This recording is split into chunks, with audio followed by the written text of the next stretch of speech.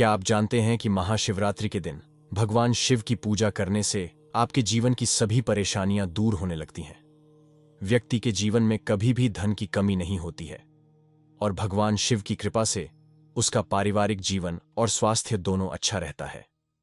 ऐसी ही पूजा हर साल गुरु मां निधि जी श्रीमाली के संस्थान में महाशिवरात्रि के दिन आयोजित की जाती है, जहां हजारों लोग इस चमत्कारी पूजा में शामिल होते हैं और भगवान शिव की पूजा करते हैं।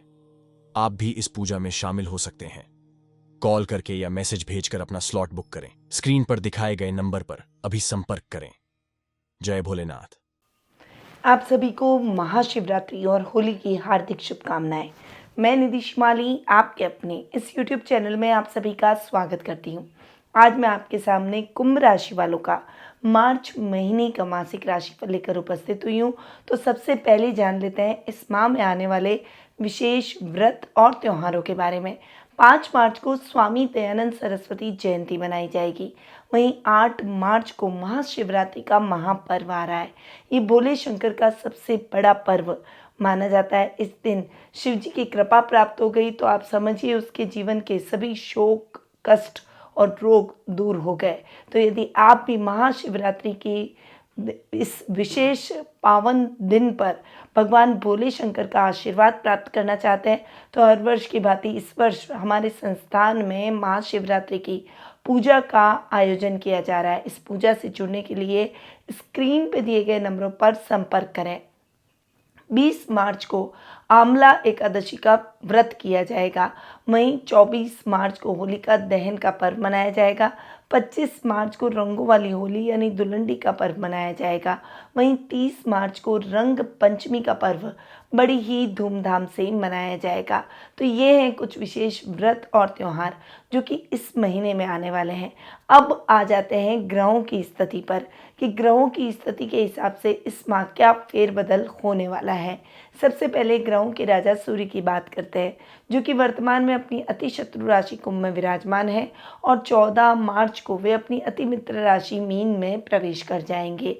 बुध ग्रह की बात करें तो वे वर्तमान में अपनी मित्र राशि कुंभ में विराजमान है। 7 मार्च को अपनी नीच की राशि मीन में प्रवेश करेंगे और वहीं 26 मार्च को पुनः अपनी मित्र राशि मेष में प्रवेश कर जाएंगे।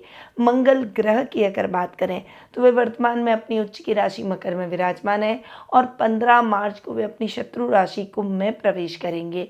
गुरु ग्रह इस पूरे माह अपनी अति मित्र राशि मेष में विराजमान रहेंगे। शुक्र ग्रह वर्तमान में अपनी अति मित्र राशि मकर में विराजमान है और 7 मार्च को वे अपनी सम राशि कुंभ में प्रवेश करेंगे। 31 मार्च को पुनः राशि परिवर्तन कर उच्च के होकर मीन राशि में प्रवेश कर जाएंगे। शनि ग्रह की बात करें तो वे इस पूरे माह अपनी खुद की राशि कुंभ में स्वग्रही होकर विराजमान रहेंगे। राहु और केतु अपनी सम राशियां मीन और कन्या में इस माह विराजमान रहने वाले हैं। तो ये है इस माह की ग्रह गोचर की स्थिति। अब इन ग्रहों की स्थितियों का क्या प्रभाव आपको अपने इस माह पर देखने को मिलेगा उसके बारे में जान लेते हैं। तो शुरू करते हैं कुंभ राशि वालों का मार्च महीने का मासिक राशिफल। और सबसे पहले मैं आपको बता दूं कि ये जो मैं आपको राशिफल दे रही हूँ ये चंद्र गणनाओं पर आधारित है और आप इसे अपनी राशि और लग्न दोनों के हिसाब से देख सकते हैं। तो सबसे पहले आपके राशि स्वामी की बात करते हैं जो कि है शनि, और शनि आपकी राशि में सच नामक महापुरुष योग बना रहे हैं। आपके खर्च भाव के भी स्वामी हैं। इन दोनों स्थानों के हिसाब से शनि के बेहतर परिणाम अब तक आपको मिलते आए हैं और आपकी राशि में शनि का बैठना, उसके बाद आधे महीने के बाद मंगल का यहाँ आकर शनि के साथ क्रांतिकारी योग बनाना शानदार परिणामों से भरा आपके लिए रहेगा। शनि के रिजल्ट इस माह आपको और भी अधिक बेहतर मिलते हुए दिखाई देंगे। समाज में कुछ कर गुजरने की प्रेरणा लोग आपसे लेते हुए दिखाई देंगे। आप समाज में अपने व्यक्तित्व और कद को बढ़ा पाएंगे। कई लोग आपको फॉलो करेंगे। इस समय कुछ विशेष और कुछ बड़ा आप कर सकते हैं। इस माह आपको उत्तम लाभ की परिस्थितियां भी अपने वर्क में देखने को मिलेगी। वहीं खर्चों में कमी आएगी।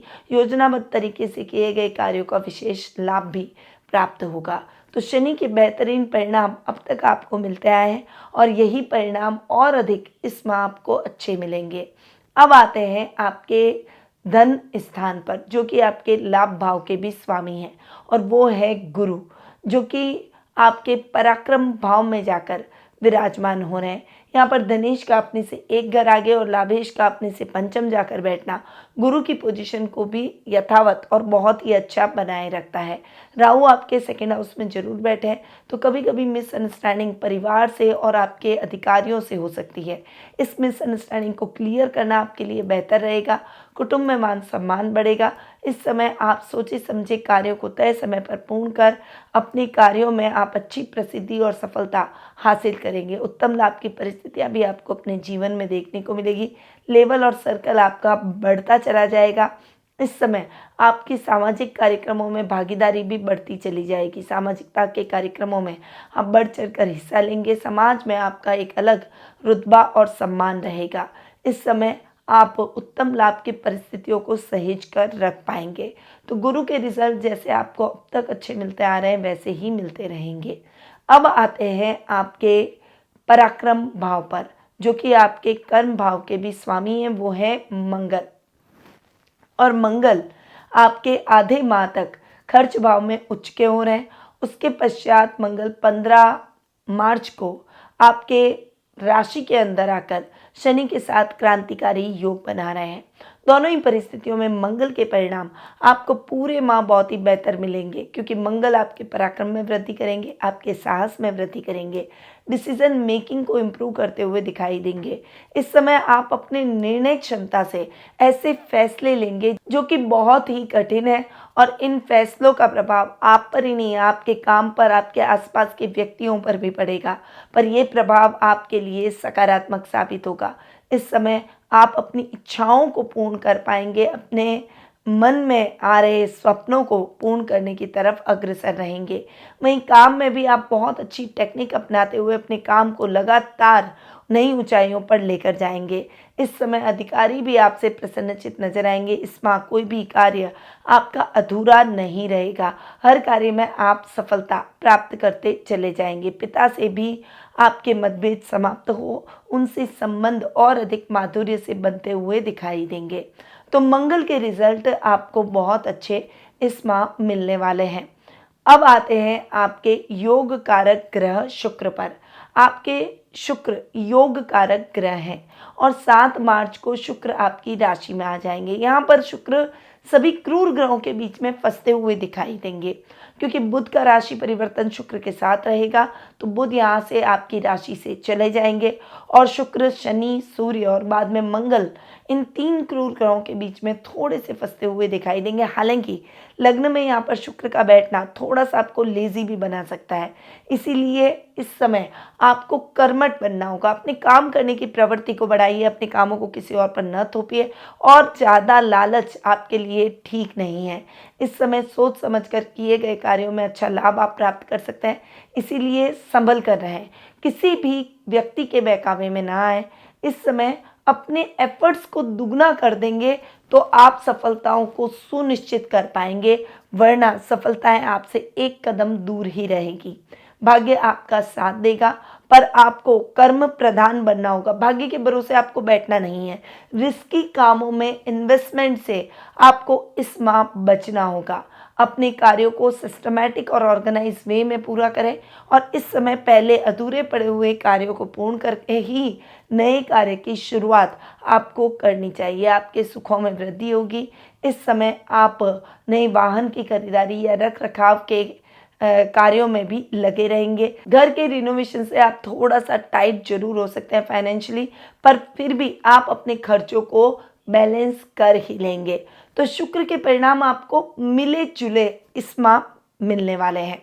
अब आते हैं आपके पंचम भाव पर। पंचम भाव के स्वामी हैं बुध, जो कि आपके अष्टम भाव के भी स्वामी हैं, और पंचमेश और अष्टमेश बुध 7 मार्च को आपके द्वितीय स्थान में राहु के साथ जड़त्व योग बनाते हुए नीच के हो रहे हैं। यहाँ पर बुध का नीच का इफेक्ट आपके लिए अच्छा नहीं है। विद्यार्थी वर्ग, खासकर जो कॉमर्स के छात्र हैं, उनको विशेष सतर्कता बरतने की आवश्यकता है। इस माह आपको सावधानी के साथ आगे बढ़ना होगा। परीक्षा में परिणाम आपके मन मुताबिक नहीं रहेंगे। निराशा को अपने ऊपर हावी न होने दें। जितना आशावादी रहेंगे उतना ही आप अपनी पॉजिटिविटी के साथ अपने कार्यों को पूर्ण कर पाएंगे। आपकी मेहनत का फल आपको आज नहीं तो कल ज़रूर मिलेगा, पर प्रयासों को करना न छोड़ें और प्रयासों को और अधिक तेज कर दें। इस समय यात्राएं करने से बचें, लंबी दूरी की यात्रा को थोड़ा सा अवॉइड करें और अजनबी लोगों पर भरोसा करके कोई भी निवेश या कोई भी बड़ा फैसला न लें।